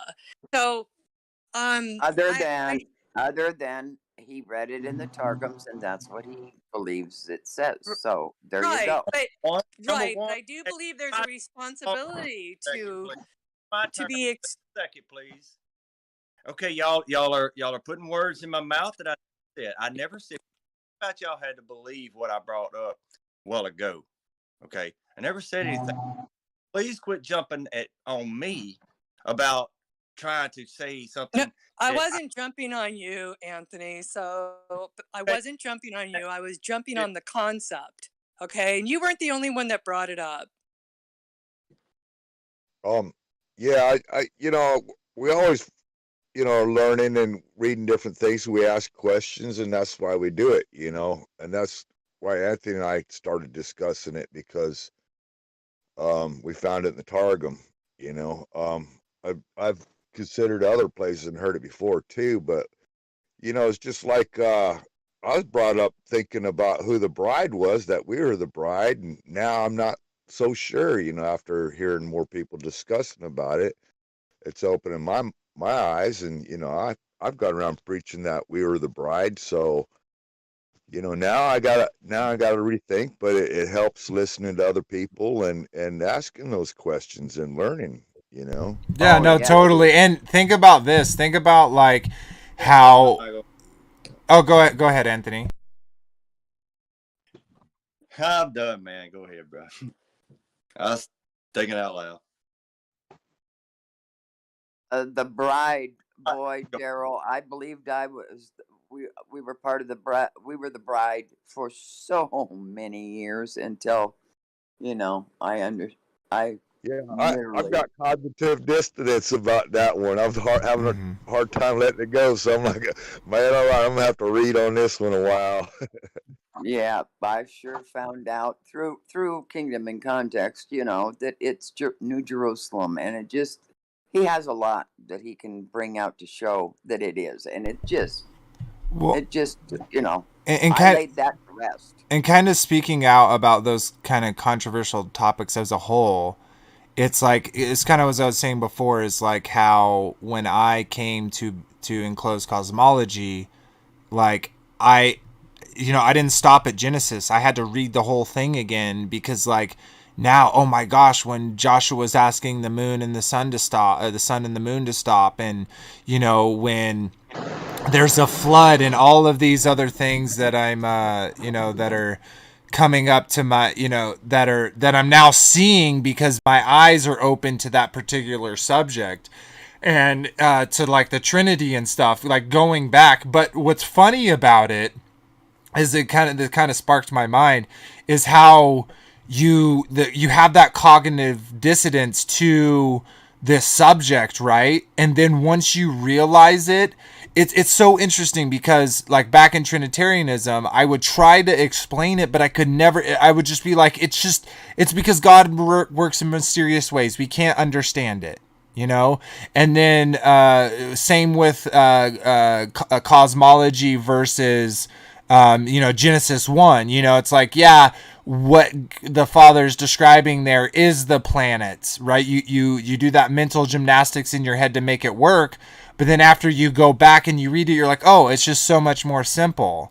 And I feel like we do that again with the bride, kind of bringing it around to the bride, is during all of those, didn't it always sit weird with you? Like for me specifically with the bride, I always thought it's weird, like, wait, I'm gonna be his bride? That's kind of a Yes, it weird did. example. I, Whereas before he like claims that we're all his brothers and sisters. So wait, he's marrying all his brothers and sisters? And so like I he's always gonna thought, be the king, like he's gonna be the king that has all how do the. men, right? I always thought, how do men feel about being the bride of Christ?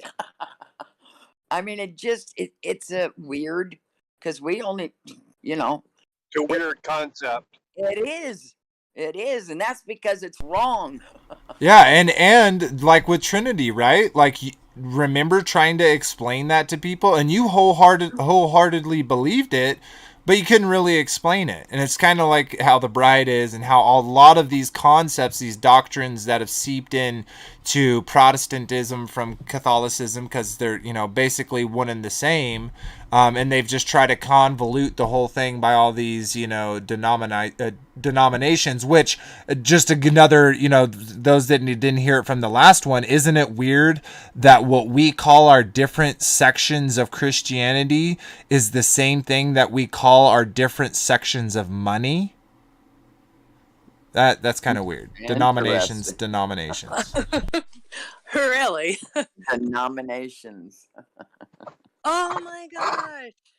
Connection. Wow. Yeah, so that's my thoughts, and I do want to kind of speak up for Anthony. I know Anthony wasn't necessarily saying he believed in those topics. It was things that he was looking at and researching, and those are kind of coming to the forefront of his thoughts. I don't think he's sold either way. No, like we all are. We're all kind of we're now have the humility to change our positions because we've been wrong about so many things. Well, he was just bringing up a We're new learning. idea of what he read, and we just needed to mull it over. Yeah, I understand. That's all. And I hope I speak well for you, Anthony. I know that was a little bit frustrating for you, and I apologize for it. If you would like to talk about it and kind of explain it, I would love to hear it from the horse's mouth itself. Yeah, I think it was frustrating for most here because we're all trying to understand, and you know what I'm saying. So it's in as much as Anthony may be frustrated trying to bring I forth think he was the just bringing. I just concept, think he we're was bringing frustrated out trying to another idea. understand it. You I know? think he was just bringing another idea out because that's what. Yeah. I'm frustrated trying to speak, and y'all keep saying you want to understand it, but you're not listening to the concept. And I have you're not questions, liking- Anthony. I have rights to the questions. That's the So thing. in order for me to understand it, I have to ask the questions. Exactly, Anthony. I'm not going to sit at a desk and let that person at the front of the room dictate what it is I'm supposed to know and how I'm supposed to think. No, I'm going to ask questions. So if that makes you uncomfortable, I will not ask you questions about your concepts. No, How's that? that's not what we're about.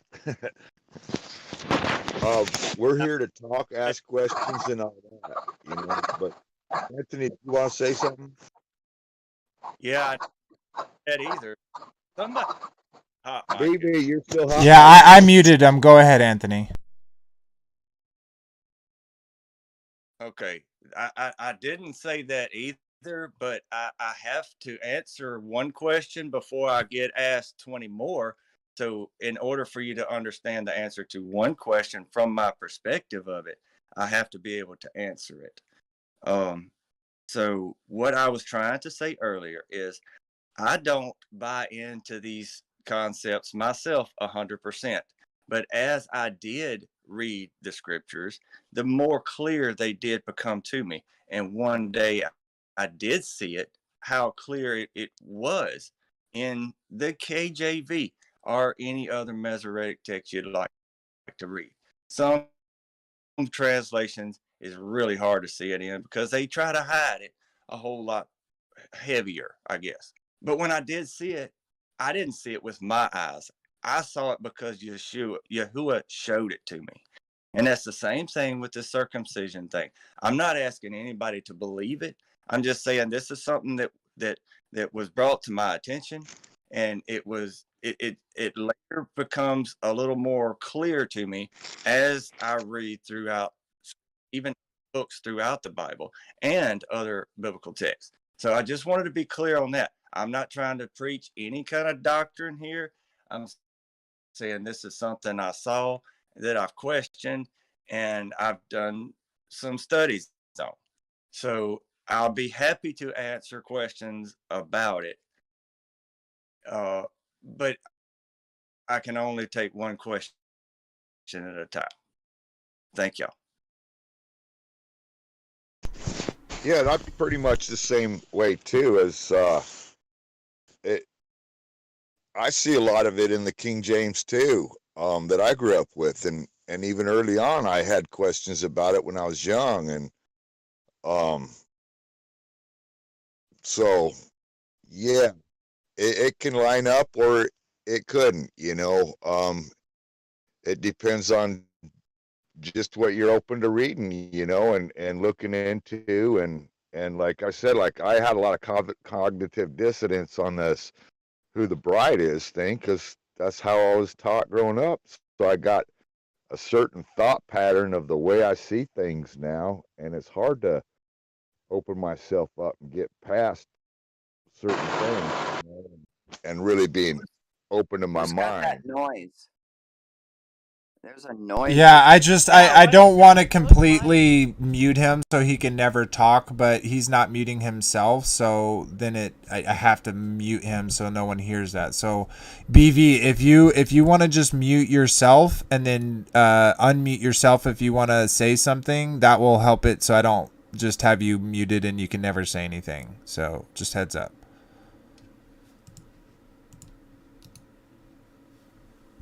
Can you guys hear me right now? Yeah, we can hear you when you talk, but just when you don't, just mute yourself so we don't have the background. Sorry about that. Yeah, no worries, brother. Were you wanting to say something, BV? I had a train of thought, but it's gone now. But so we're good. Keep going. Oh, okay. Sorry about that, man. But yeah, so yeah, no, I see what you're saying. I totally get it, because like I was just saying before, like me, honestly, like we've talked before, I know you're kind of coming from the serpent seed theory. So as you read on through the scripture, certain words and certain concepts are going to stand out to you above others. And that works just like with the globe, right? Because like when I went back to scripture and read the globe, like read it after not believing in the globe, all of a sudden I was understanding things differently, right? And so going forward, that changes my whole perception of the book. So I think kind of from go ahead. I just wanted to kind of reiterate what I was bringing up about the circumcision. That doesn't have anything to do with serpent seed now. So wait, I'm kind of confused, because how is, so kind of the question that we were asking before is, in from your perspective, how when the Father Yahweh covered them in the serpent seed, that corrupted their body to have foreskin. Yeah. No, in the serpent skin, not seed, skin. What do you mean? So no. So, listen. You said that from your perspective, from the Targum, it says that he wrapped them in the serpent skin. Okay? But then you were equating that serpent skin to the foreskin. So I don't understand why the Father wrapped them. Is that what you're saying? I'll go there before going further. That's not what I'm saying at all. That's not what I'm saying. Well, maybe a little portion. I think where it's getting mixed but up. No, he covered Adam and Eve. Yes. Yeah, I think where it's getting mixed up is there's a difference between the serpent seed and the serpent flesh. No, I totally get that. What my question is we were talking about circumcision, and then you said that he had to remove the serpent skin, right? That was a portion of you said the reason you don't know like all the information about circumcision, but you think that the reason why they got a circumcision was to remove the serpent skin. Now, do I still have that incorrect? Yes, but just that small portion of it. So what portion am I like? Not every bit of skin. Where are we getting it wrong, Anthony? Okay, That's what we're asking. whether it's a portion or not, they're still removing the serpent skin. That's what a circumcision does, correct? is my working or something? Is it breaking up or No, am I you're coming through loud and clear. We're just trying to understand you completely. Go ahead. Okay, our body is covered in skin from head to toe. Okay, that skin is what I'm talking about, is what the Targum says that covered Adam and Eve's body in. Okay, but that portion that has to be removed is so that the seed, the untainted seed, doesn't touch the tainted skin of the serpent to enter into the womb. Okay, It so doesn't let me. become. So to help me to understand it, you're saying that the Father covered Adam and Eve. He clothed them with the serpent skin, and that the serpent skin is the foreskin of the man. No. That's what it sounds Well, like. he's saying all of the skin is the serpent skin, but you got to do the circumcision so that that doesn't interact with the creating of a human. Right. So the serpent skin is the foreskin of a male. Hey, All skin. BB, All skin, not just the foreskin, all skin, all flesh. If you look at a serpent, if you look at a serpent, and it was commanded that the serpent would shed his skin and crawl on his belly, and it's just kind of Mckenzie or whatever you would call it, that we also shed our skin every 7 years. Yes, naturally. However, I don't think it's every 7 years. I think we have 7 layers, but we it's do not have every 7 layers, years. and It's probably like 30 days.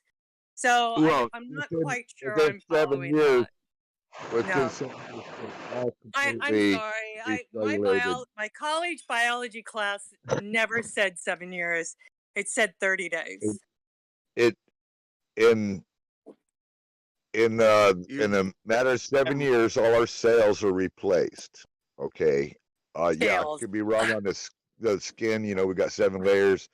Whether it takes 7 years for all 7 layers to be gone, I don't know how long it takes or whatever. But it You is. know what? I would encourage you to research that because it isn't 7 years. The body regenerates very quickly.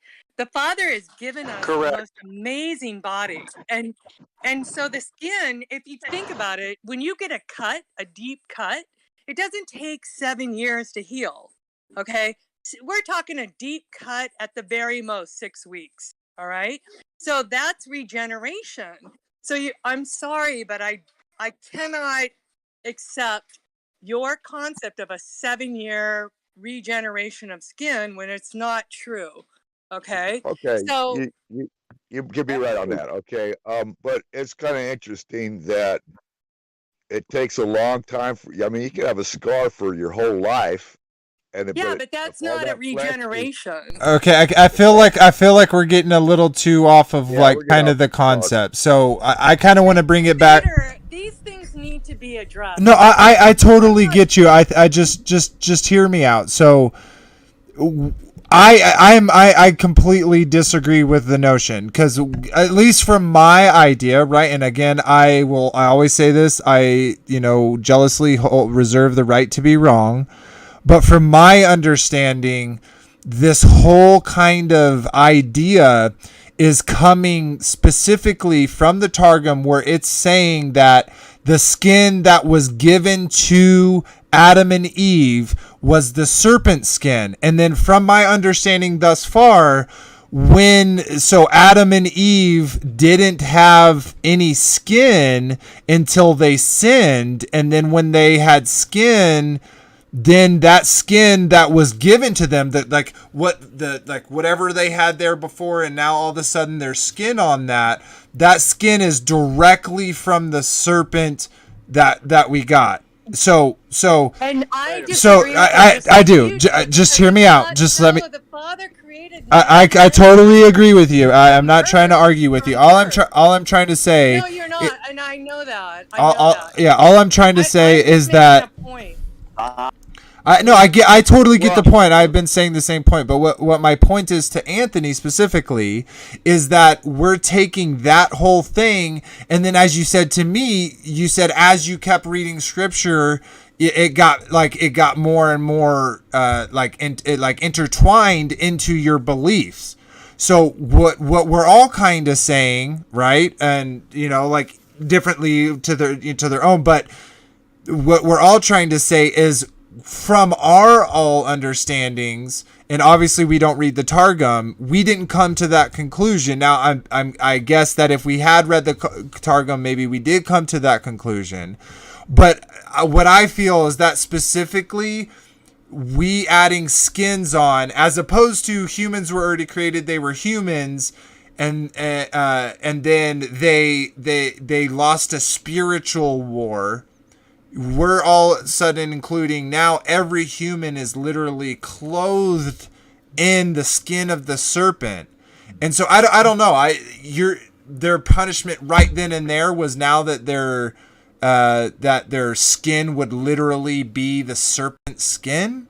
I don't know. So everyone's frustration in that is I feel like people don't believe it's scriptural. It's in the Targum, but we can't see it anywhere else in scripture. Yeah, well, Can I I say just something real quick, Vader? I would like Anthony kind of to, not for people to speak Go for ahead. Anthony, but for Anthony kind of to respond to me individually. Go ahead, I'll mute. Brother Well, Anthony. waiting on Anthony, okay, I apologize on that 7 years. I misspoke on that. But regardless, we should. Can you please give Anthony a second, because he has been interrupted numerous times. He was just trying to talk. I just asked him a specific question, and I'd like him to respond if you don't mind. Okay, I was wondering, like, what specifically? Sorry, it was breaking up a little bit. What specifically was you asking me about? I'm saying, don't you think that because that piece of the Targum, just the serpent skin, you are then reading into scripture a whole bunch of different things that you wouldn't do if you didn't, let's say, start with the Targum and the serpent skin? Because that's Genesis 3, right? I know that's not in the Targum, but that's Genesis 3. That's pretty early on to start having these, like, you're not talking about just a slight change. You're talking about like a ladder going to the side instead of going up. It's like a completely different change in direction, in my opinion. So, like, don't you think that that does drastically change the story? No, I don't think it drastically anything, but I'm just saying I wasn't like looking for it as I read. It's just certain things it would just show up just out of nowhere, and it would kind of confirm the idea. Well, in all due respect, right, you're starting off in Genesis 3, so it's not like you're just randomly, reading around and connecting that. Like Genesis 3, if it's in your mind that all humans, their skin is the skin of the serpent, then that drastically changes the story. No. I'm just saying, with that concept in mind, as we keep reading, you'll see it become more prevalent. It'll become more, what's the word I'm looking for? Like in your face. It's like it just show up out of nowhere. You'll see it. And I can't point to no specific verse right off, but it just comes out of nowhere from this point on. Well, can I say something real quick? Is that okay? Yeah, absolutely. Go ahead. Okay. Sometimes, Anthony, we all read things and see things differently. So we are trying to figure out exactly how you're seeing it because, like you just said a second ago, something about, yeah, you know, we see it. And anyway, what I'm getting at here is some of us are might be having trouble how you're exactly looking at it and how you're interpreting it, or you know what I mean. So we're trying to figure out exactly what you're saying, and we're just having trouble. Nothing against you. We're just trying to figure out as you are, and you, like you said, you know, sometimes like we don't know if this is coming from like your inners, or is this what you've been thinking all along, or does this just come up just recently and this is what you've thought of? Go ahead. No, Daryl and I were talking one night, and we were reading through some of the Targum, and we saw this, and we started questioning whether or not that was the reason that the Torah said that circumcision was to be done to the male child. Just like, okay, why does the Torah say that pork is bad to eat? Well, I mean, it's physically bad for our body. It clogs our arteries. It shuts our heart down. It makes us fat. It kills us. So there's a reason for that being in the Torah, right? Thou shalt not kill. There's a reason for that being there. Well, what's the reasoning for the circumcision? And would this not be a, and this is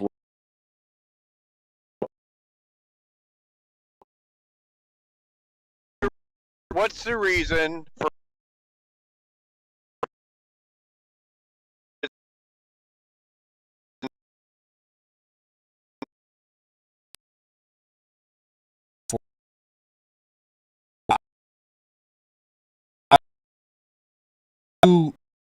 circumcise their sons, but they don't do Torah.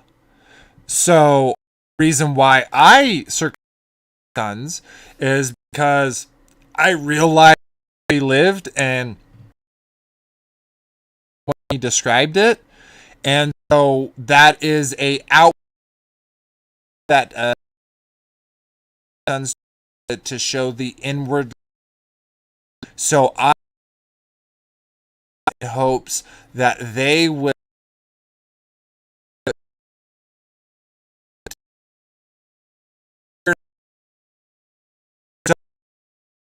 circumcise sons, but them how to be men of then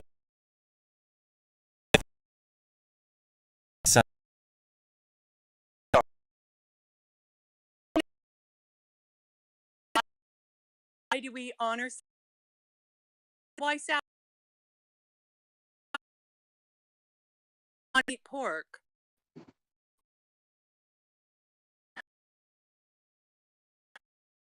But that's Bingo. Tell us to do. okay. You don't. And Vader was saying he could do. No, I.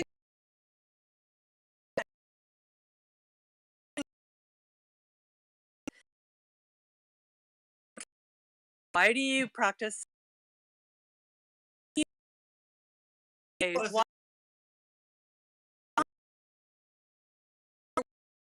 And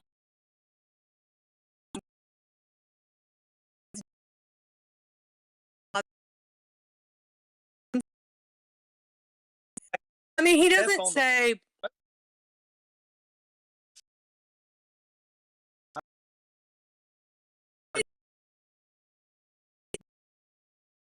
I didn't. And I don't appreciate your action. Nobody's saying that, Anthony. Okay, but what I'm trying to get at here is, look, this is not, I'm not trying to question why the Torah says to do certain things. I'm just saying that I see why the Torah says to do certain things, and I see physical reasoning for it. And this is something that I saw that could be the physical reasoning for circumcision is all. Right. And I'm not trying to deny or question what. What's from the his physical point of view, right, reason Anthony? behind? What's the physical reason behind honoring the Sabbath on Saturday? What's the physical reason? We need a day of Because, rest. well, it's also a feast day, and Yahuwah rested on the seventh day and wanted his creation to do the same. Okay, but you also so he created Adam on the seventh or on the sixth day and rested, but then you also said that he completed Adam on the eighth day. Yes, that Right. was very confusing. But rest on the seventh. I'll He actually rested kind of on- explain this now. Sean kind of brought up things to me, and I'm still reading through Jubilee, so I am not 100%, this, but kind of what I was thinking specifically about that is that the difference between, okay, so when he in Genesis 1 is like most people take it as a summary, but if you said on the sixth day that he created both man and woman all at one time, well, I had this idea where it was like, well, what if that was all the mortal soul, like the souls, the spirits, whatever word you want to use, that of each person was created, because he says, before you were in your mother's womb, I knew you.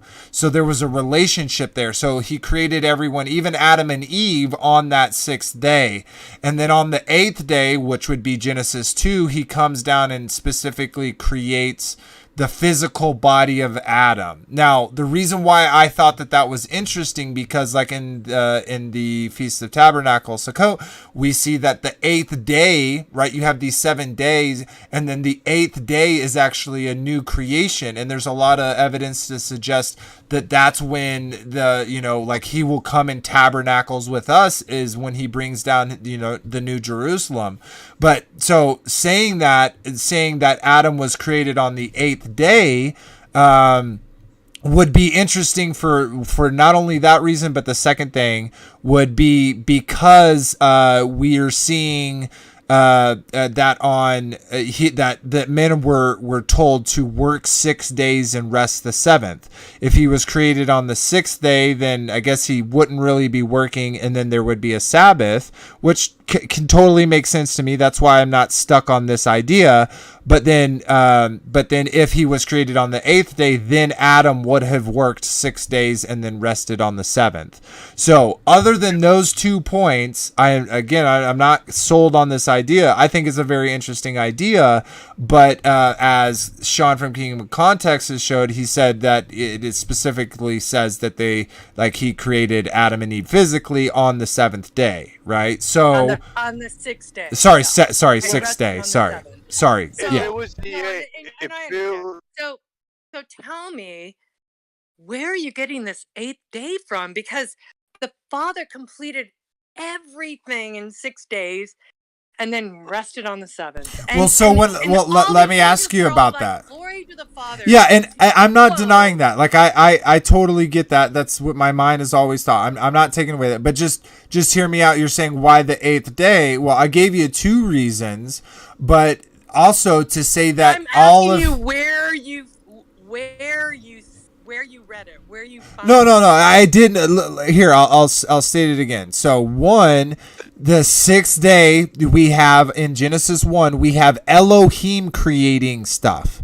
And then on Genesis 2, right, I said the day, sorry, the 6th day in Genesis 1, we have Elohim creating all men and all, creating man and women, okay? And then on the 7th day, he rests, right?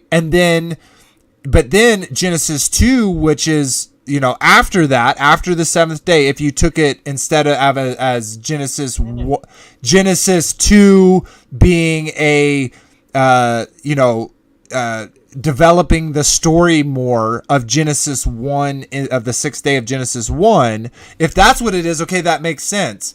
But the difference of the fact that Elohim is what's creating during the first day, and then Yod-Heh is the one who's creating in Genesis 2 is coming down and creating. So Genesis 1, Elohim is creating everything. Genesis 2, Yod-Heh is creating Adam and then subsequently Eve. Oh, Okay. well, I got a question.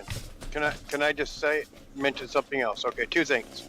Is what happened to the 8th day, and with the circumcision, what makes that foreskin so bad, considering the rest of the skin? Because it's all doing the same thing. So if somebody can answer me those questions, because I'm just learning. I can So definitely answer the second question right quick. I'm not referring to only the foreskin. I'm referring to the entire skin, and skin over your entire body, your hands, your toes, I'm saying the perfect human that Yah created on day 6, that I believe, and what Vader Bear can probably explain a little better, is perfect. And now, if it touches the skin of the serpent, and I'm not saying that it does, it could become tainted with that skin of the serpent, and like the seed can, like. Yeah, I don't know about that. You You're see what I'm basically saying the covering that is put over The the actual covering that. soul or what? Oh, you're breaking he's up breaking. on He me. can't Yeah, hear you. He can't hear you. yeah. I'm sorry about that.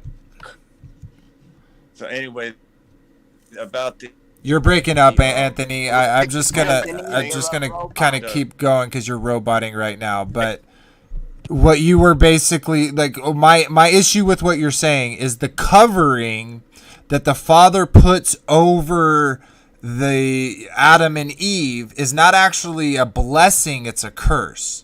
And I don't see that transaction as a curse. I see that transaction as a shadow of the covering that the Messiah would put on us when he puts on our new skin. When he puts on that, when he gives that to us, we're going to be no longer susceptible to those issues.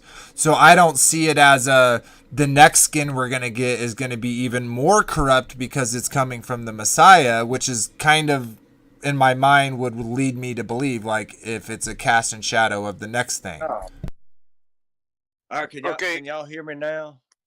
Yeah, I don't think Yeah, you're you're roboting coming anymore. Can y'all hear me right quick? Do you believe that Adam was created perfect in the eyes of Yah, Vader Bear? Yeah, totally.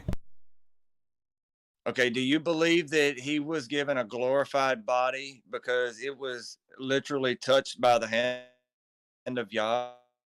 Yeah, I think he had that promised body that we should have had. But maybe like a Mark 1 and what Yeshua's given us is Mark 2. Or when he left the Garden of Eden, things changed. Okay, the skin that their glorified body was covered up with was the skin of the serpent, and that's the skin that we're looking at today. When you look at your arm, you're seeing the skin of the serpent. No, I get that you're saying that. I'm just saying that's wrapped in to cover up their glorified bodies. And then when we Okay, you know what, Anthony? Are you going with and then it? We on were the all light. resurrection, we Are you going that they weren't flesh? Go ahead. Go ahead. Well, What? because if he's reading from the book of Adam and Eve or any of those things, it talks about glorified light being bodies. And if he's talking about the serpent touching then what turned into the skin we have today. And that's just out of the Zen stuff. Those light No. those light being bodies. Doesn't even agree with Zen. Zen didn't even say this at all. I even asked Zen about it. He don't even understand it either. He don't understand what I'm asking either. But it's Okay, so let's take a break from that real quick. Let's people gather their minds. Well, it's Let me- actually sorry to interrupt you, BV. We're actually quite a bit over of our 2 hours. I like to keep these as 2 hours is pretty long, anyways. So I know it's been heated. I know it's kind of not the funnest to just kind of cut it right off. But I do want to start wrapping it up. And then to do that, a couple things that I kind of have to do. To show the love to those that take the time. So we read out comments from the last video from both Take on the World TV. Quickly to that, shout out Chris Bailey, not only for the shout out that you gave us the other day when you were talking to Michael, which that conversation was awesome. That was Flat Earth is Dead, I believe. And it was very interesting topic to that idea. So shout out to that. Loved that show. And then also shout out to just giving us, letting us use your platform so we can reach more people and get more people in our community, which grows the whole community. And I just love that about y'all and the fact that you do that. And then, shout out, to all the people that come watch the video live, watch the video later on, and leave comments. It definitely helps the channel grow. It helps more people find us. So again, we definitely appreciate that. So bringing this up real quick. So share screen.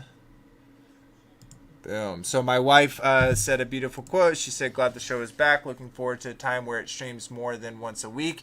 And we're actually thinking about that. We got another project going on, and shout out to Ann. She's going to be helping me with that, and talks with other people kind of helping me as well. Marsha for, kind of being connecting people together. Definitely appreciate you for doing that as well, sister. We had a little hiccups a couple weeks where we missed some episodes, but we should be consistent going forward. And then if anything comes up, Discord is a great place to find that information. Come join us if you haven't. It's a great place to have conversations throughout the week. We do voice chats, we do text chats about tons of different topics and ideas, prepping, homeschooling, the whole plethora of ideas to share with each other. So come join us there. The link is description for that as always. And then just to finish up, we have on the Take on the World channel from episode 15. I'm pulling that up, so just bear with me and we'll look at that together. That was Nations. And we have any comments on this one? Yes, we have Moonglow said thank you. No, thank you for your comment. And my wife said, not a fan of Jasher or Targum, to each their own, though. Yeah, absolutely. And I haven't read really Jasher other than the couple pieces that we've read here on the thing, and as well with the Targum. But I think it's at least interesting to hear other perspectives, though they may not be true in the long run. It's still on us to investigate them. And if you get to a point where to you they're all that you need, then awesome. If not, if you use it as a part of your thing, awesome. But anyways, I went ahead and showed those. We'll go ahead and start saying our goodbyes. I'll throw it over to Anthony and let him say his goodbyes first as we wrap this up. All right. Well, Shabbat Shalom to everybody. I can't see the chats tonight on YouTube. I'm sorry, but much love and appreciate everybody for showing up and hanging out with us. And Shabbat Shalom to everybody. Yes, indeed. Shabbat Shalom. All right. And BV, thank you for your, questions. I love that you're learning, you're eager, and you ask those questions. That's definitely a way to get to the truth. But thank you for joining us for the time you have. If you'd like to go ahead and say goodbye to everyone, that'd be awesome. Let me in here.